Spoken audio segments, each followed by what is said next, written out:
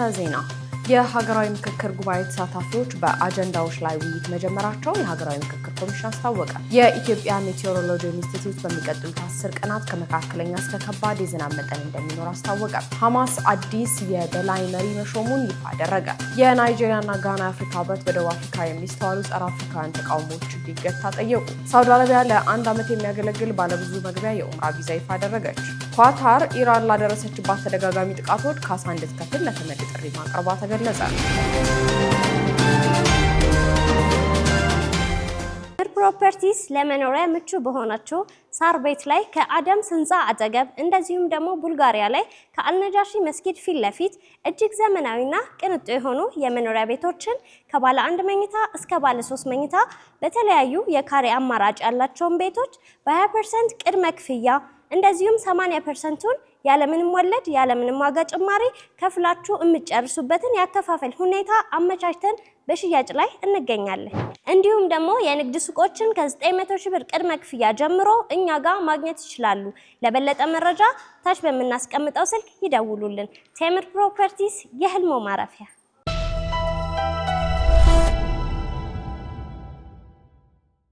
አሰላሙ አለይኩም ወራህመቱላሂ ወበረካቱ። ድና የተከበራችሁ የነጃሺ ቲቪ ተመልካቾች ነጃሺ መረጃችን ተጀምሯል። ከመረጃዎቹ ጋር ሀያት ከማል ነኝ። አብራችሁን ቆዩ።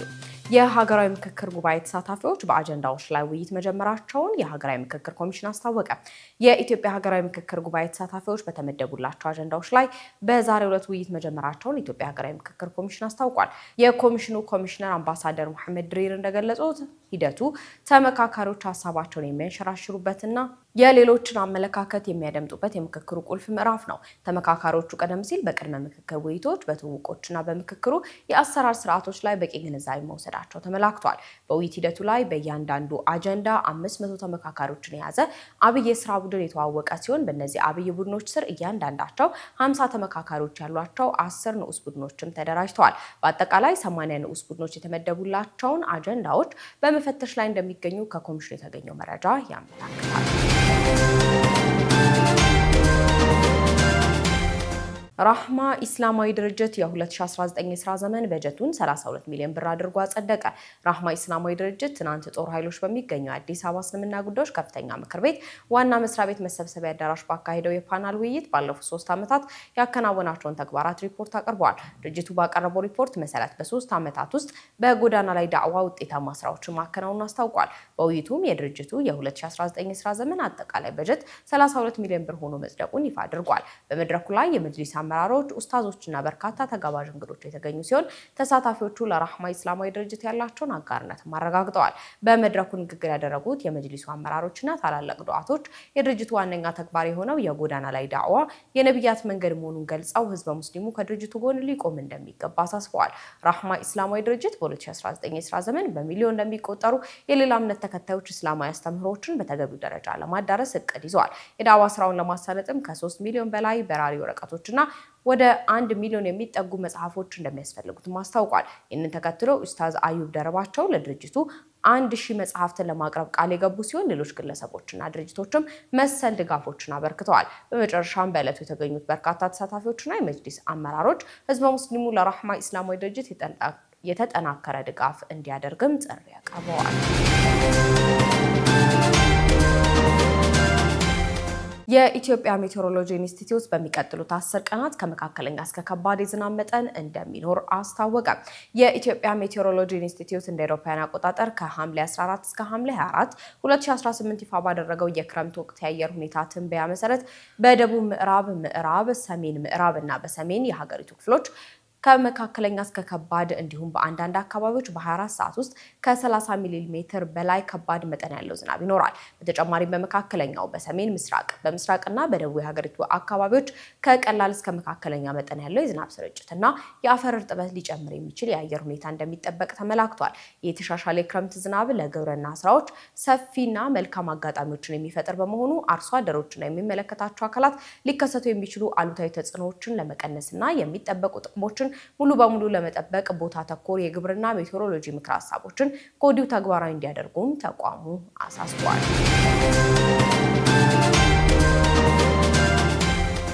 ከውጭ ምንጮች ወዳገኘናቸው መረጃዎች እናልፋለን። የናይጄሪያና ጋና የአፍሪካ ህብረት በደቡብ አፍሪካ የሚስተዋሉ ጸረ አፍሪካውያን ተቃውሞችን እንዲታደጉ ተጠየቀ። የናይጄሪያና የጋና መንግስታት በደቡብ አፍሪካ በሚገኙ ሌሎች የአፍሪካ ሀገራት ዜጎች ላይ የተፈጸሙ ያሉትን አድሏዊና ጸረ አፍሪካውያን ተቃውሞችን አጥብቀው አውግዘዋል። ሁለቱ ሀገራት በላይቤሪያ በተካሄደው የኢኮዋስ ስብሰባ ጎን ለጎን ባደረጉት ውይይት የአሳሳቢ ጉዳይ በቀጣዩ የአፍሪካ ህብረት ጉባኤ አጀንዳ ሆኖ እንዲቀርብ ጥሪ አቅርበዋል። በደቡብ አፍሪካ በተነሱ የጸረ ስደተኞች ተቃውሞችና ጥቃቶች ሳቢያ በርካታ የውጭ ሀገር ዜጎች ሀገሪቱን ለቀው ለመውጣት ተገደዋል። ህገወጥ ስደተኞች ሀገሪቱን ለቀው እንዲወጡ የተሰጠውን የሰኔ 30 የጊዜ ገደብ ተከትሎ በተከሰተው ሁከት በሺዎች የሚቆጠሩ ናይጄሪያውያንና ጋናውያን ወደ ሀገራቸው እንዲመለሱ ተደርጓል። ይህ ድርጊት የአፍሪካ ህብረት እውን ለማድረግ የሚታገልለትን የአፍሪካን አንድነት፣ አብሮነት እንዲሁም የክልል ትስስር መንፈስን የሚጻረር መሆኑን አቡጃና አክራ አስታውቀዋል።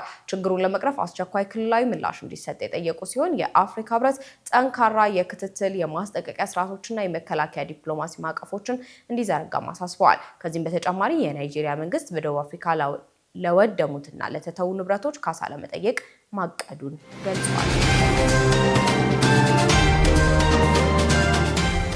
ሳውዲ አረቢያ ለአንድ ዓመት የሚያገለግል ባለብዙ መግቢያ የኡምራ ቪዛ ይፋ አደረገች። የሳውዲ አረቢያ ሀጅና ኡምራ ሚኒስቴር ከቀን ወደ ቀን እየተሻሻለ የመጣውን የጉዞ ተሞክሮ ለማቀላጠፍ የሚያስችል አንድ ዓመት የሚያገለግልና በድምሩ እስከ 90 ቀናት መቆየት የሚያስችል አዲስ ባለብዙ መግባቢያ የኡምራ ቪዛ ይፋ አድርጓል። ከወጣበት ዕለት ጀምሮ ለ365 ቀናት ጸንቶ የሚቆየው ይህ ቪዛ ሀጃጆች በዓመቱ ውስጥ በተደጋጋሚ ሳውዲ አረቢያ ገብተው እንዲሰሩ የሚያስችል ሲሆን የሚፈቅደው የ90 ቀናት ቆይታ በእያንዳንዱ ጉዞ ላይ በሚቆዩባቸው ቀናት ልክ ተሰልቶ የሚከማች ይሆናል። ሆኖም የሚኒስቴሩ አዲሱ የቪዛ አገልግሎት በሀጅ ወቅት ጥቅም ላይ ሊውል እንደማይችልና የእያንዳንዱ የጉዞ ፓኬጅ ቆይታ በቪዛው ላይ ከቀሩት ቀናት ሊበልጥ እንደማይገባ አብራርቷል። ለዚህም ኡምራ አድራጊዎች ለእያንዳንዱ ጉዞ በኑሱክ መድረክ ላይ ከተዘረዘሩት ህጋዊ አገልግሎቱ ሰጪዎች መካከል አንዱን በመምረጥ የሰርቪስ ፓኬጅ መግዛት ይጠበቅባቸዋል። ከዚህ በተጨማሪም ተጓዦች ወደ ሀገሪቱ ከመግባታቸው በፊት ከጸደቀው የፓኬጅ ቀናት ጋር የሚጣጣም የኡምራ ፍቃድ በኑሱክ መተግበሪያ ማግኘት እንዳለባቸው ተገልጿል። ሚኒስቴሩ አያይዘውም ቪዛው ተጓዡ ከሀገሪቱ ሲወጣ በራሱ ትዕዛዝ እንደሚቋረጥና ለቀጣይ ጉዞዎች አስፈላጊው ህጋዊ መስፈርት ሲሟላ እንደገና ገቢራዊ እንደሚሆንም አስታውቋል። በቪዛው አጠቃቀም ሂደት የቀሩት ህጋዊ ቆይታ ቀናትን በራስ ፍቃድ እንዲራዘሙ መደረግ እንደሚቻልና በቪዛው መጽኛ ጊዜ ውስጥ በሚደረጉ መጪ ጉዞዎች ላይ አገልግሎት ላይ ሊውሉ ይችላሉ ተብሏል። ይህ ውጥን የሳውዲ አረቢያን የቪዥን 2030 ግቦች እውን ለማድረግና የእንግዶችን አቀባበል አገልግሎቶች ለማሻሻል ያለመ የሀጅ አገልግሎት አካል መሆኑን ተገልጿል። የሳውዲ አረቢያ መንግስት በሁቲ ታጣቂዎች የቀረበበትን ውንጀላ በጥብቅ አወገዘ። የሳውዲ አረቢያ የውጭ ጉዳይ ሚኒስቴር በየመን ህዝብ ላይ ማዕቀብ ጥላለችና የባህር ዳርቻ እንቅስቃሴዎችን ገድባለች በማለት በሁቲ ታጣቂዎች የተሰነዘረውን ውንጀላ በጥብቅ አውግዟል። መንግስቱ ከየመን ህጋዊ መንግስት ጋር በመተባበር የልማት ፕሮጀክቶችን በማከናወን የበጀት ድጋፍ በማድረግና የኃይል ማመንጫዎችን ለማንቀሳቀስ የነዳጅ አቅርቦትን በማቅረብ የየመን ህዝብ ስቃይን ለማስታገስ በርካታ ጥረቶችን ማድረጉን አስታውቋል።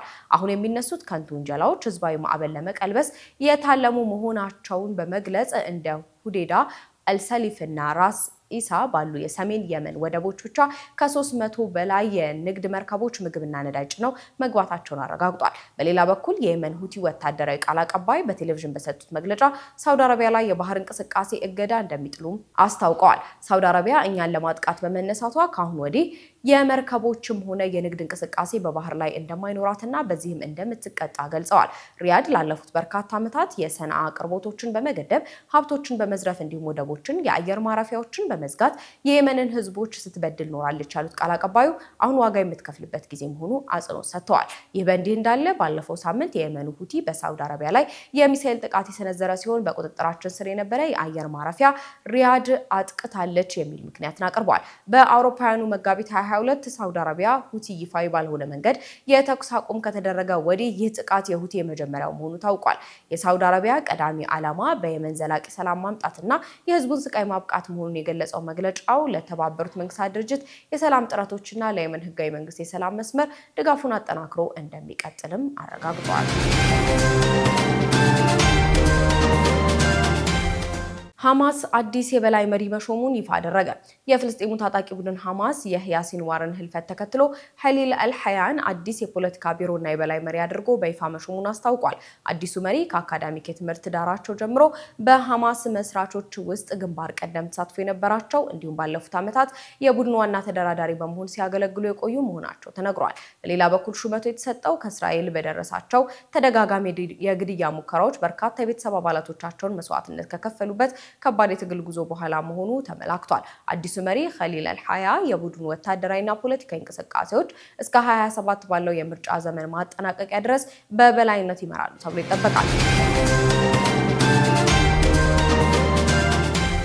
የሐማስ አዲስ መሪ መመረጥ የሐማስ መጠናከር ማሳያ ነው ሲሉ የኢራን ወታደራዊ አዛዥ ገልጸዋል። የኢራን እስላማዊ አብዮታዊ ዘብ IRGC ቁድስ ኃይል አዛዥ ብርጋዴር ጀነራል እስማኤል ቃኒ ኸሊል አልሐያ በኢራን ድጋፍ የሚደረግለት የሐማስ የፖለቲካ ቢሮ አዲስ መሪ ሆኖ መመረጡን አስመልክቶ የእንኳን ደስ ያሎት መልእክት አስተላልፈዋል። አዛዡ በመልእክታቸው የእስራኤል ኃይሎች የፍልስጤምን እስላማዊ ቡድን ሰብረው ለመውጣት ያደረጉት ጥረት ከሽፏል ሲሉ ገልጸዋል። ብርጋዴር ጀነራል እስማኤል ቃኒ አክለውም የሐማስ አመራር ሆኖ የተመረጡት ሀያ የትግል ተምሳሌት መሆናቸውን ጠቅሰው ይህ ምርጫ ቡድኑ የሐማስን ትግል ለማስቀጠል ያላቸውን ጽኑ አቋም በድጋሚ ያረጋገጠ መሆኑን አንስተዋል።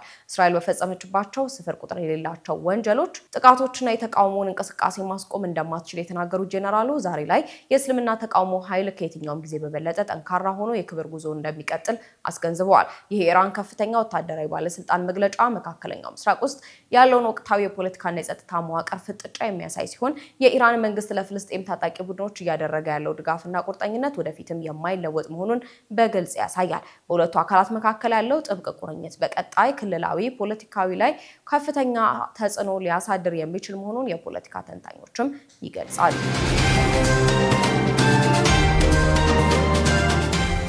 ኳታር ኢራን ላደረሰችባት ተደጋጋሚ ጥቃቶች ካሳ እንድትከፍል ለተመድ ጥሪ ማቅረቧ ተገለጸ።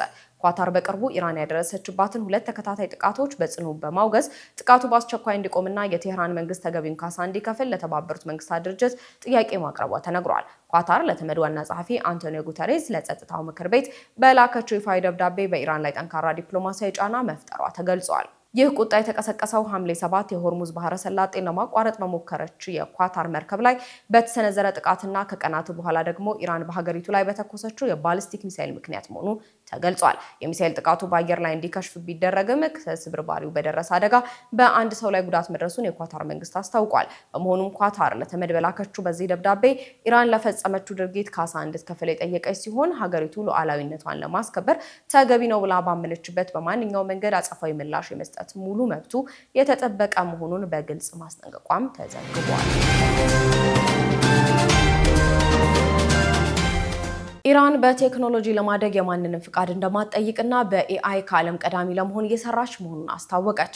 የኢራን ምክትል ፕሬዝዳንት መሐመድ ሬዛ አሬፍ ሀገራቸው በአርቲፊሻል ኢንተለጀንስ ዘርፍ ከዓለም 10 ምርጥ ሀገራት ተርታ ለመሰለፍ እየሰራች መሆኑን አስታውቀዋል።